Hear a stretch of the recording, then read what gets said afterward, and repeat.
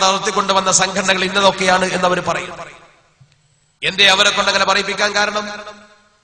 എന്തേ മുസ്ലിങ്ങൾക്കെതിരെ ഒരു സംശയത്തിന്റെ നിഴൽ വീഴാൻ കാരണം? മുസ്ലിം യുവാക്കളിൽ ഇങ്ങനെ ഒരു തീവ്രത വളരുന്നു എന്നൊരു തോന്നലുണ്ടാവാൻ എന്തേ കാരണം? രാത്രികൾ കുട്ടികളെ വിളിച്ചു വരുത്തിക്കൊണ്ട് ക്ലാസ് കൊടുത്തും ആയുധ പരിശീലനം കൊടുത്തും അപകടകരമായ രീതിയിൽ അവർക്ക് ക്ലാസുകൾ കൊടുത്തും ചില സ്ഥലങ്ങളിൽ വെട്ടിപ്പരിക്കേൽപ്പിക്കലും പ്രതിരോധ നടപടികളും എന്ന പേരിൽ ചില സംഘടനകൾ മുന്നോട്ട് വന്നപ്പോൾ നമ്മുടെ സമൂഹത്തിന്റെ മുമ്പിൽ അതൊരു പ്രശ്നമായി അവതരിപ്പിക്കപ്പെട്ടു. പത്രമാധ്യമങ്ങൾ ഇതൊക്കെ വീക്ഷിക്കുന്നു, ശ്രദ്ധിക്കുന്നു. സ്വാതന്ത്ര്യത്തിന്റെ കാവൽപ്പട എന്ന് പറഞ്ഞുകൊണ്ട് മാർച്ച് നടത്തിക്കൊണ്ട് മറ്റുള്ളവരെ ഭീതിപ്പെടുത്തുന്നതിന് വേണ്ടി സംവിധാനമുണ്ടാക്കിയപ്പോ പടച്ചട്ടയണിഞ്ഞുകൊണ്ട് അണിനിരന്ന കുട്ടികൾ ഓർക്കണമായിരുന്നു. മുമ്പും നമ്മുടെ സമൂഹത്തിൽ ഇത്തരം പ്രശ്നങ്ങളൊക്കെ ഉണ്ട്, അതൊക്കെ പരിഹരിക്കപ്പെട്ടിട്ടുണ്ട്. ഒരു ജനാധിപത്യ രാജ്യത്ത് ഒരു സമൂഹത്തിന്റെ കാവൽ ഭടന്മാരായി നിൽക്കേണ്ടവർ ഒന്നിച്ച് ഒറ്റക്കെട്ടായി നിന്നുകൊണ്ട് ഐക്യത്തോടെ ഒരുമയോടെ മുന്നോട്ട് പോകുമ്പോൾ നമുക്ക് പിടിച്ചു നിൽക്കാൻ കഴിയുമെന്ന സത്യം മറന്നുകൊണ്ട് ആയുധ കളറിയിലൂടെ സമൂഹത്തെ വിജയിപ്പിച്ചെടുക്കാമെന്ന തോന്നലിൽ അവർ പ്രവർത്തിച്ചു. ഇന്ന് അവർ പറയുന്ന പോരാ, രാഷ്ട്രീയ പ്രവർത്തനം തന്നെ വേണം. രാഷ്ട്രീയ മുഖമുണ്ടാക്കാൻ ശ്രമിച്ചുകൊണ്ടിരിക്കുന്നു. അന്ന് നമ്മൾ പറഞ്ഞു മുസ്ലിം സമൂഹത്തിന്റെ വിജയത്തിന് 3 മാനദണ്ഡങ്ങളേ ഉള്ളൂ.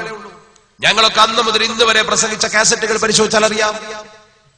NDF പോലുള്ള സംഘടനകൾ രംഗത്ത് വന്നപ്പോൾ ഞങ്ങൾ ചെയ്ത പ്രസംഗത്തിൽ ഞങ്ങൾ പറഞ്ഞത് 3 സുപ്രധാന കാര്യങ്ങളാണ്. ഞാൻ ഒരുപാട് സ്ഥലത്ത് പ്രസംഗിച്ചപ്പോൾ പറഞ്ഞ കാര്യമാണ്. മുസ്ലിം സമൂഹത്തിന് വിജയമാണോ? ആയുധ പ്രയോഗം കൊണ്ട് ഫലമില്ല, ആയുധ പ്രയോഗം കൊണ്ട് പ്രയോജനമില്ല. പിന്നെ കായിക പരിശീലനം, അത് ഏത് വ്യക്തിക്കും ഇന്ത്യയിൽ നേടാൻ അവസരമുണ്ട്, സ്വാതന്ത്ര്യമുണ്ട്. നമ്മുടെ കായബലത്തിന് വേണ്ടി നമുക്ക് കായിക പരിശീലനം നേടാം, പരിശീലന കളരികളാകാം, അത് സർക്കാർ അംഗീകൃതമാണ്. ഒരു വ്യക്തിക്ക് സ്വയം പ്രതിരോധത്തിന് വേണ്ടി എന്തും പഠിക്കാം. ആയുധത്തിന് വരെ ലൈസൻസ് കൊടുക്കുന്ന രാജ്യമല്ലേ നമ്മുടെ രാജ്യം. പക്ഷെ അതിനുവേണ്ടി ഒരു സംഘടന രൂപീകരിക്കണോ? അതിനുവേണ്ടി മാത്രം ഒരു പ്രസ്ഥാനം വേണോ?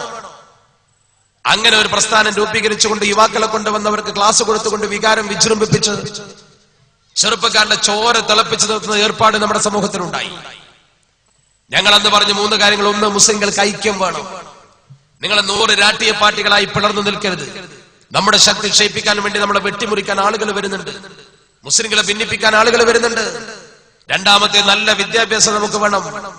നല്ല വിദ്യാഭ്യാസം നേടി ഉയർന്ന റാങ്കിൽ ഉദ്യോഗസ്ഥന്മാരായി നമ്മുടെ ആളുകൾ വരണം. 3ാമത്തേത്, അള്ളാഹുവിനെ ഭയപ്പെടുന്ന ഭക്തിയുള്ള മനുഷ്യരെ സൃഷ്ടിക്കണം. പടച്ച റബ്ബിനെ പേടിച്ചുകൊണ്ട് ശരിക്കും ജീവിക്കുന്ന മുഅ്മിനീങ്ങളും മുത്തഖീങ്ങളുമായ ആളുകൾ വേണം. അവരാണ് നമ്മുടെ സമൂഹത്തിന് ആവശ്യം. മദ്യപാനികളും വ്യഭിചാരികളും പെരുകുന്ന സമൂഹമാണിത്. അള്ളാഹുവിലേക്ക് കരമുയർത്തിക്കൊണ്ട് ദുആ ചെയ്താൽ, പടച്ചവനോട് 2 കൈയും ഒന്ന് പൊക്കിയാൽ പടച്ച റബ്ബ് ഉത്തരം തരുന്ന വിധത്തിലുള്ള മുത്തഖീങ്ങളും മുഅ്മിനീങ്ങളും വേണം നമുക്ക്. അത് നിങ്ങൾക്ക് സൃഷ്ടിക്കാൻ കഴിയുമോ? അതാ നമ്മൾ ചോദിച്ചത്. അല്ലാതെ നമ്മുടെ സമൂഹത്തിൽ പുതിയ ഒരു ആയുധ പരിശീലന കളരി നടത്തിയതുകൊണ്ട് പ്രയോജനമില്ല. എന്ത് കിട്ടി സമൂഹത്തിന്? ഒരു സംശയത്തിന്റെ നിഴൽ നമുക്കെതിരെ വീണു. ഇന്ന് അവർ പറയുന്നു, അതേ ആളുകൾ തന്നെ പറയുന്നു, രാഷ്ട്രീയ മുഖം കൊണ്ടുവന്നേ പറ്റൂ. മുസ്ലിങ്ങൾക്ക് കേരളത്തിൽ വ്യവസ്ഥാപിത രാഷ്ട്രീയ സംവിധാനമുണ്ട്. ആ വ്യവസ്ഥാപിത രാഷ്ട്രീയ സംവിധാനത്തെ പിളർത്തുന്നതിന് വേണ്ടി എത്ര സംഘടനകൾ ഇവിടെ വന്നു. ആ സംഘടനകളിലൊക്കെ പലരും അണിനിരന്നു. സമത്വ കേരള ജമിയത്തുലമ നിങ്ങൾ ഏത് രാഷ്ട്രീയ പാർട്ടി നിൽക്കണമെന്ന് പറഞ്ഞിട്ടില്ല. പക്ഷെ വ്യക്തിപരമായി ഈ സമൂഹത്തിനൊക്കെ രാഷ്ട്രീയപരമായ ആഭിമുഖ്യവും രാഷ്ട്രീയ സംഘടനയുള്ള കാഴ്ചപ്പാടും, ആ കാഴ്ചപ്പാട് പ്രകടിപ്പിച്ചുകൊണ്ട് മുസ്ലിങ്ങൾ ഒറ്റക്കെട്ടായി നിന്ന ഒരു സംസ്ഥാനമാണിത്. അതിന്റെ ഗുണഫലം ശരിക്കും ആസ്വദിച്ചവരാണ് നമ്മൾ. നമ്മുടെ സമൂഹത്തെ ഭിന്നിപ്പിച്ചതാരാ? നമ്മൾ തന്നെ. മുസ്ലിങ്ങളും തമ്മിലടിച്ചുകൊണ്ടല്ലേ നമ്മുടെ ജില്ലയിൽ തെരഞ്ഞെടുപ്പിലൊക്കെ വമ്പിച്ച വിക്രിയകൾ നടന്നത്. നമ്മളെ ഭിന്നിപ്പിക്കാൻ ആളുകൾ വരുന്നു. മുസ്ലിങ്ങൾ ഒരു കുടക്കീഴിലും കൊടിക്കീഴിലും നിർത്താൻ അനുവദിക്കുന്നില്ല. അതല്ലേ നമ്മളിപ്പോ കണ്ടുകൊണ്ടിരിക്കുന്നത്. ഒന്ന് ഒരുമിക്കാൻ പോലും നമുക്ക് കഴിഞ്ഞിട്ടില്ല. ഒരുമിക്കാൻ കഴിയാത്തൊരു സമൂഹം പിന്നെ എന്തിന്റെ പേരിലാ ഭിന്നിച്ചത്? നമ്മുടെ പ്രശ്ന പരിഹാരത്തിന് വിവിധ മാർഗങ്ങൾ തേടി ഭിന്നിച്ചു. ആ മാർഗങ്ങൾ കൊണ്ടുള്ള അപകടങ്ങളൊക്കെ നമ്മളിപ്പോ കണ്ടുകൊണ്ടിരിക്കുന്നു, കേട്ടുകൊണ്ടിരിക്കുന്നു. സംശയത്തിന്റെ നിഴലിൽ ചില സംഘടനകൾ നിർത്തിക്കൊണ്ടിരിക്കുന്നു. അപ്പോൾ അതിന് മറുപടി പറയുന്നത് അന്യ സമൂഹത്തിലും അതൊക്കെ ഉണ്ട്. ഹൈന്ദവ സമൂഹത്തിലുണ്ട് തീവ്രവാദം. അതിൽ രാഷ്ട്രീയ സ്വയം സേവക സംഘം പ്രവർത്തിച്ചുകൊണ്ടിരിക്കുന്നു. ആ രാഷ്ട്രീയ സ്വയം സേവക സംഘത്തിന്റെ പ്രവർത്തനത്തെ കുറിച്ച് അന്നും ഞങ്ങൾ പറഞ്ഞു. 1925 മുതൽ കുറുവടി കവാത്ത് നടത്തിക്കൊണ്ട് നമ്മുടെ രാജ്യത്ത് എന്തും ചെയ്യാമെന്ന് വ്യാമോഹിച്ചുകൊണ്ട് കടന്നു വന്ന ആളുകളുണ്ടായി. ആ ആളുകൾ അവസാനം വർഷങ്ങൾ കഴിഞ്ഞപ്പോ എന്താ ചെയ്തത്? രാഷ്ട്രീയ മുഖം സ്വീകരിച്ചു. രാഷ്ട്രീയ മുഖം സ്വീകരിച്ചുകൊണ്ട് സംഘപരിവാർ രാഷ്ട്രീയ മുഖം കൊണ്ടുവന്ന് BJP എന്ന് പറയുന്ന രാഷ്ട്രീയ പാർട്ടിയെ മുന്നിൽ നിർത്തി മത്സരിച്ച് ജയിച്ച് നമ്മുടെ രാജ്യത്ത് അധികാരത്തിൽ വന്നു. രാജ്യത്ത് അധികാരത്തിൽ വന്നപ്പോൾ അവർ ചെയ്ത ഏറ്റവും പ്രധാനപ്പെട്ട പ്രവർത്തനം എന്താ? വിദ്യാഭ്യാസ മേഖലകൾ കയ്യിലൊതുക്കിക്കൊണ്ട് കാവ്യവൽക്കരണം നടത്തി.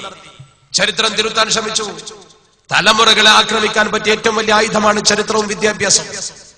ആയുധ പരിശീലനത്തിനല്ല അവർ അവസരമൊരുക്കിയത്. അവരൊരുക്കിയത് സമൂഹത്തിന്റെ ബുദ്ധി ഭ്രമിപ്പിക്കുവാൻ, ഈ സമൂഹത്തിന്റെ മസ്തിഷ്കം പ്രക്ഷാളനം ചെയ്യുവാനാണ്, വളരുന്ന തലമുറക്ക് കൂടിയ പാഠ്യപദ്ധതി കൊടുക്കുവാനാണ്. അതിനാണ് അവർ ശ്രമിച്ചതും അതിന്മേലാണ് അവർ കൈവച്ചതും. ദൗർഭാഗ്യകരമെന്ന് പറയട്ടെ, ഇന്ത്യയുടെ സമാധാന അന്തരീക്ഷത്തിന്റെ മുമ്പിൽ അത്തരമൊരു സംഘത്തിനും പ്രവർത്തനത്തിനും വിലയില്ലെന്ന് മനസ്സിലാക്കിക്കൊണ്ട് ജനങ്ങൾ അവർ അധികാരത്തിൽ നിന്നും വലിച്ചിറക്കി, അധികാരത്തിൽ നിന്നും അകറ്റി നിർത്തിയ ആ സമൂഹത്തെ, ആ രാഷ്ട്രീയ സംവിധാനത്തെ നമ്മുടെ രാജ്യത്തെ ജനങ്ങൾ അംഗീകരിച്ചില്ല. തീവ്രമുഖത്തോടുകൂടി കടന്നു വരുന്ന ഒരു രാഷ്ട്രീയ സംവിധാനത്തെ, പ്രത്യേകിച്ച് മുസ്ലിം സമൂഹത്തിന്റെ ഒരു ലേബലിൽ കടന്നു വരുന്ന രാഷ്ട്രീയ സംവിധാനത്തെ അതേ രീതിയിൽ തന്നെ നമ്മുടെ രാജ്യത്തെ ആളുകൾ കാണും.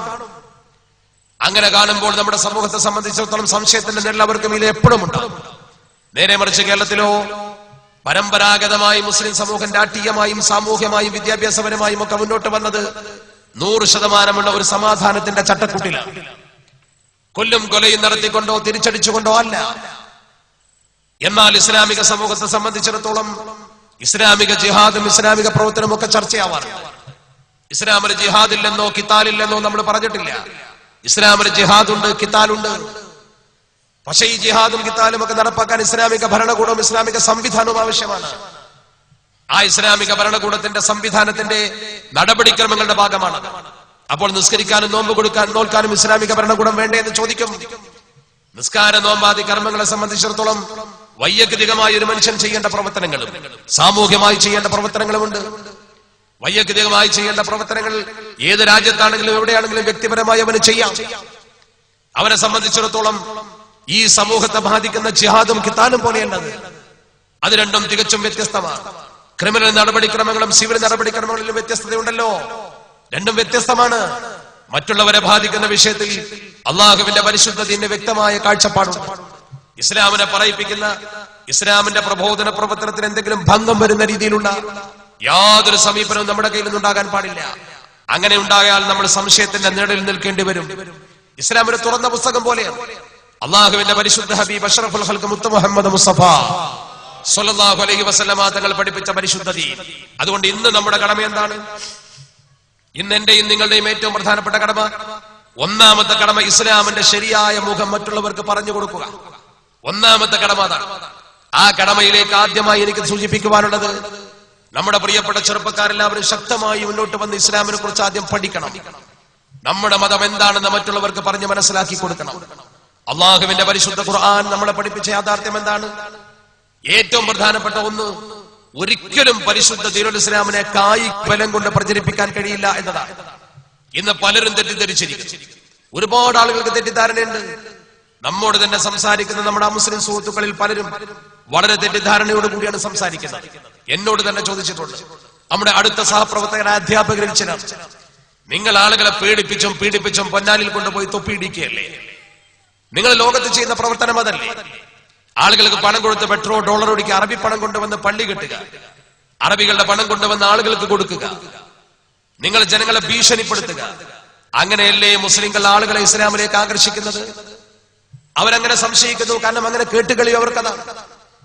അവരിന്ന് അല്ലാഹുവിന്റെ പരിശുദ്ധ പ്രവാചകനെ കുറിച്ച് എത്ര കേട്ടിരിക്കുന്നുവോ അതിനേക്കാൾ കൂടുതൽ കേട്ടിരിക്കുന്നത് ഉസാമ ബിൻ ലാദനെ കുറിച്ചാണ്. അവർക്ക് ഇസ്ലാമിന്റെ ഏറ്റവും വലിയ ആൾ ഉസാമ ബിൻ ലാദൻ, വലിയ തീവ്രവാദി, ലോകത്തെ അമേരിക്ക സൃഷ്ടിച്ചെടുത്ത ഏറ്റവും വലിയ തീവ്രവാദി. സൗദി അറേബ്യ പോലും പുറത്താക്കിയ ഒരു ഭരണകൂടത്തെ എതിർത്ത ആള്, സൗദി പോലും പുറത്താക്കിയ ഒരു വ്യക്തിയെ അമേരിക്ക ഏറ്റെടുത്തുകൊണ്ട് ലോകത്തെ ഏറ്റവും വലിയ തീവ്രവാദിയാക്കി വളർത്തി.